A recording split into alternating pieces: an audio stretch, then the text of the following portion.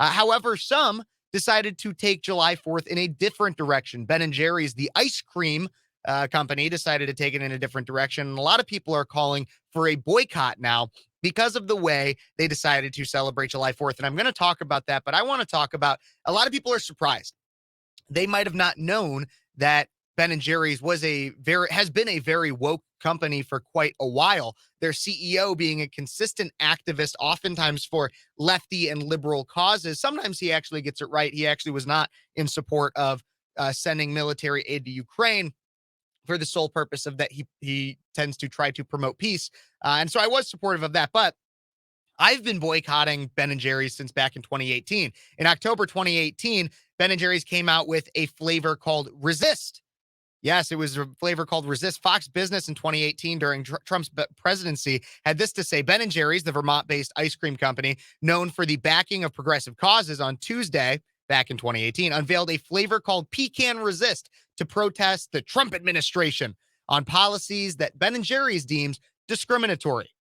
They said, quote, "We are proud to announce that our newest flavor, Pecan Resist, has so much more than funky chunks under the lid," the company said on its website. It supports 4 organizations that are working towards a more just and equitable future and peacefully resisting the Trump administration's regressive and discriminatory policies.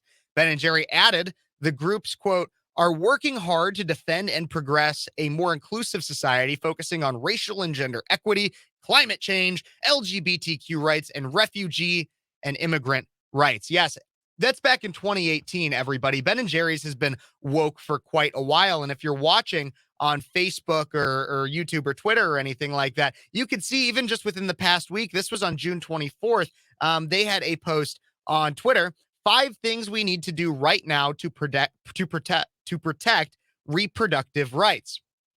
Yes, they claimed back on June 24th, 1 year ago today, the Supreme Court overturned Roe v. Wade and ended federal protections for abortion access. Now abortion bans are on the rise and reproductive rights are under attack. Here's what we can do to fight back. So basically, here's exactly what's going on with Ben & Jerry's. For a long time, they've basically been the human rights campaign. You know, I've talked about the human rights campaign in the past, very, very lefty organization. They're basically the human rights campaign that sells ice cream on the side. That's basically what Ben & Jerry's does. There's tons more that they've actually done to show how woke they are. I'll show one more before we get into what they posted on January 4th. This post, coming from June 29th, 5 days after their abortion one, talks about the SCOTUS rulings, and they're very, very mad about affirmative action being gutted because it's a crucial tool to fight against white supremacy.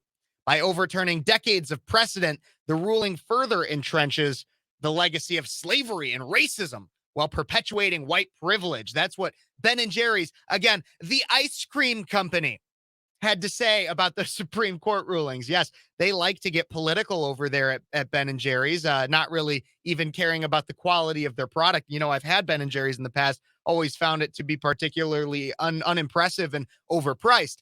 But that said, this is the post that they decided to make that is now garnering a significant amount of attention. This is what they posted on July 4th. Yes, on July 4th, Ben & Jerry's posted, "The 4th of July shows that it's high time that we recognize that the U.S. exists on stolen indigenous land and commit to returning it. Learn more and take action now." And they post a link there that brings you to a page about signing I believe it's signing some kind of a petition, telling stories about all this stuff, how all of America is stolen land. And it says, even take action now, return Mount Rushmore to the Black Hills, to the Lakota. They want to return Mount Rushmore to the Lakota people and the Black Hills, apparently.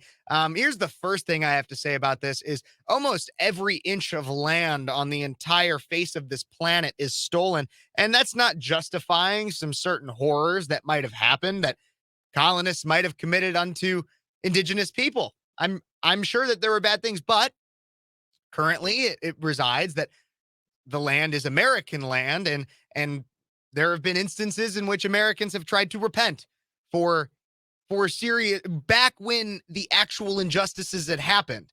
Soon after that, people had realized, maybe we actually did something wrong, and they tried to do something about that. But Ben and Jerry's taking to Twitter and trying to push this insane July 4th message was quickly shown to not be popular by the American populace. According to the New York Post, Ben and Jerry's parent company has lost nearly $2 billion in market cap amid the calls to boycott the Vermont-based ice cream maker over a July 4th tweet condemning the U.S. for existing on stolen indigenous land. Shares of the Unilever, which is the Anglo-Dutch multinational firm, slid 0.8% Thursday after closing down 0.5% the previous day. So Unilever is the one that owns Ben and Jerry's. The company's stock price has closed Thursday at $51.31, nearly $1 below its closing price of $52.28 during Monday's shortened trading. And the day before, Ben and Jerry's posted its unpatriotic tweet. The result has seen its market cap drop from 128.5 billion to 128.5 billion from 130.2 billion. So again, just about 2 billion in market cap lost simply for posting that tweet. Maybe this is the next Bud Light, but again, Ben and Jerry's has been a woke company for quite a while. But the thing is that they had never really ever been called out on their wokeism. Nobody ever boycotted besides me silently, apparently. I've been hating Ben and Jerry's since before it was cool. But finally, somebody actually is standing up to Ben and Jerry's and trying to call them out and have them show their cards. On Friday, Don Stevens, a chief of Nulhagen Band of Kusik Abenaki Nation. I know I'm absolutely butchering those names. I'm sorry. Basically, he is the chief of a Native American tribe. One of 4 tribes descended from the Abenaki that are recognized in Vermont, told the Post, New York Post, in an interview that he, quote, looks forward to any kind of correspondence with the brand to see how they can better benefit Indigenous people. Stevens added that if the ice cream maker is sincere, it should reach out to him, as the company's corporate headquarters, located at 30 Community Drive in South Burlington, Vermont, is situated on Western Abenaki land. He said, quote, if you look at the traditional way of being of his people, we are place-based people. Before recognized tribes in the state, we were ones who were in this place, Stevens said, adding that the Abenaki view themselves as stewards of that land. They view themselves as that. Humans have a responsibility to take care of resources and places because we have that ability to destroy it, he added. Ben and Jerry's this week also included a call to action with a link to sign a petition to return to Mount Rushmore to the Lakota peoples. I mentioned that earlier. Representatives for Ben and Jerry's did not immediately respond to the Post request for comment. So you have a chief that is trying to actually say, hey, you want to call out stolen land? Why don't you give back the land that you own to my people that it's apparently stolen from? That's what he says. Ben and Jerry's decides not to comment. Radio silence.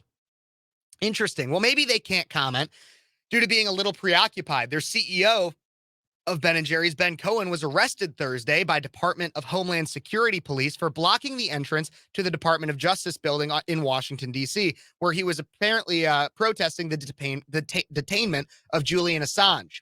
Julian Assange, for anybody who does not know, was one of the founders of WikiLeaks, and has been a crucial part and has a hand in exposing a lot of what the government hides from us. I believe Edward Snowden was one thing that he had helped out with originally as well.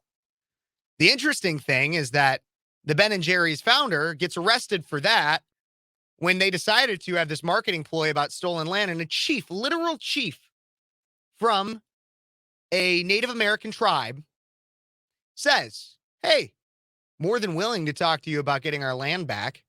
And they have nothing to say. No comment. They were reached out to comment by the New York Post. No comment. And here's the thing about this whole story, the give the land back. So one, okay, have that conversation. Have the conversation about genuine injustices that were committed against Indigenous people upwards of 250 years ago, and within that time as well. Have that conversation. Yes, the bad things, colonists did commit bad things to Indigenous people. That is undisputed history to everyone out there. But is July 4th, the day in which we talk about America's independence, the actual founding of this nation, is that the day that needs to have that conversation? One. Two, again, almost every inch of land on the face of this planet at one time belonged to someone else and now belongs to someone new. I don't like calling it stolen land because the land in and of itself was not necessarily stolen. It was conquered. America exists on conquered land. And not all of it was even conquered. Not all of it was necessarily inhabited. It's a very reductionist view of American history and takes out the incredible complexities that is the relationship between Native American tribes themselves, because they weren't all friends. Like, not all Native American tribes were friends. They had land disputes in and of themselves. And then also the relationship between colonists and Native Americans themselves. It's reductionist to just call it stolen land. No, much of it was conquered. Some of it was sold, bought and sold. And you could have the argument as to whether or not it was a fair trade, whatever, have that argument. But you can't just call all of it and say it's all stolen, that America exists on stolen land. It's reductionist and stupid. Anybody who says that is a moron. You're an absolute moron if you say something like that, because you just sound stupid. Even ISU, the college I go to, they do this thing called a land acknowledgement at their student government meetings. A land acknowledgement, which, if anything, is actually just kind of offensive. And it's kind of what this Ben and Jerry's tweet did. It's offensive. It's saying, hey, everybody, we're going to come up here and say that we stole your land from you, and we're going to acknowledge it. But that's it. Let's just read a statement at the beginning of our meetings just to acknowledge that you might have used to own this land, but it's ours now. No. What are you actually gonna do? What are you actually going to do? I actually love that this chief came out, because if you're going to complain and say that this is all stolen land, that America is on stolen land, especially on July 4th, which, again, incredibly disrespectful. If you're going to come out and say that, put your money where your mouth is, Ben and Jerry's. Give the land back. You have every power to do it, Mr. CEO. Well, you usually have the power to do it when you're not in jail for blocking the entrance to the Department of Justice. Look, I have no problem with protest. I protest things myself. In fact, I'm protesting Ben and Jerry's for their blatant idiocy. But do it within the law. Everybody out there. Conservatives have broken the law protesting before. We know that. Everybody, if you're going to protest something, do it within the law. And I strongly urge you to protest Ben and Jerry's, because they've been woke for a very long time. They've been woke for a very long time. And so join me in not eating Ben and Jerry's ice cream. I'd rather much eat Great Value ice cream from Walmart, because it's like $3 cheaper and you get a lot more of it. And you're not supporting woke bullcrap.